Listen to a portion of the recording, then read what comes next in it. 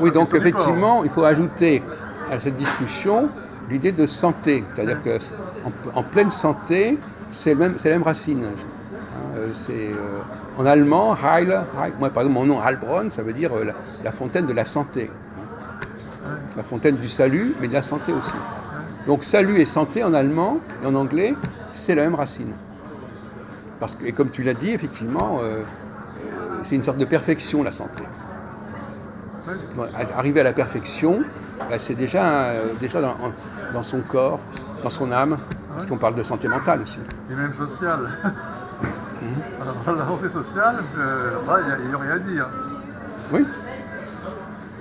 Et d'ailleurs, les Anglais nous ont pris... Alors, petite question de connaissance, tu connais l'anglais. Quel est le mot anglais qui vient de santé? Ah, la même sonorité, quoi. Oui, ça s'écrit pareil, quoi. À quel moment les Anglais emploieront le mot qui vient de santé? La même racine, hein, je racine, oui. Il y a saint.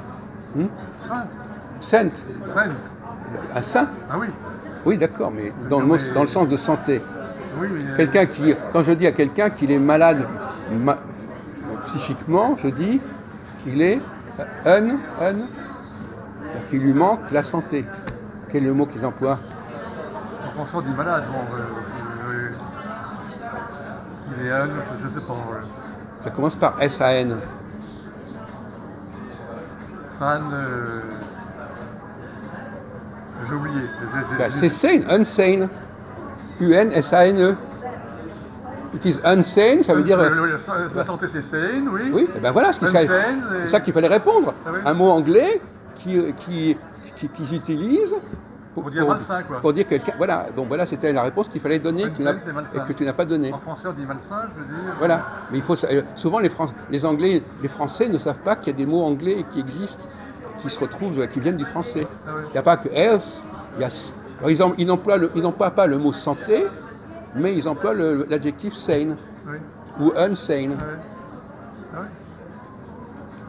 À ton avis, puisqu'on restons dans le domaine de langue, pourquoi est-ce que les adjectifs anglais ne prennent pas de S et pourquoi les noms anglais prennent un S?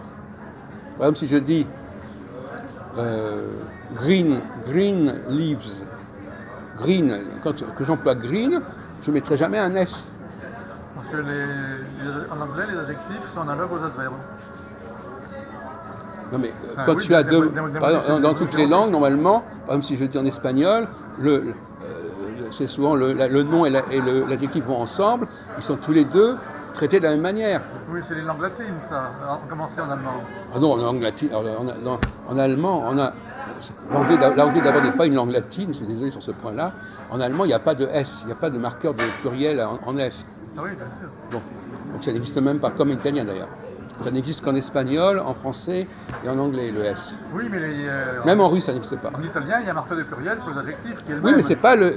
Oui, alors c'est dans le cas, effectivement, alors c'est ça. Donc les Anglais emploient le marqueur S pour tous les mots, tous les noms. Oui, mais pas pour les adjectifs. Alors, qu'est-ce qui a pu se passer dans leur tête pour qu'ils fassent la différence entre... donc finalement, ils emploient le même... Si par exemple, si je dis white... houses, houses, ça va être les maisons, et white, ça sera les maisons blanches, oui. Et il n'y aura pas, de pluriel. Donc c'est houses. C'est une anomalie. Oui. Dans toutes les autres langues, l'adjectif fonctionne de la même manière que le nom. Donc c'est houses, which are white, c'est-à-dire les maisons qui sont blanches. Oui. Donc, si en français tu écris les maisons qui sont blanches sans S, ça passe. Non.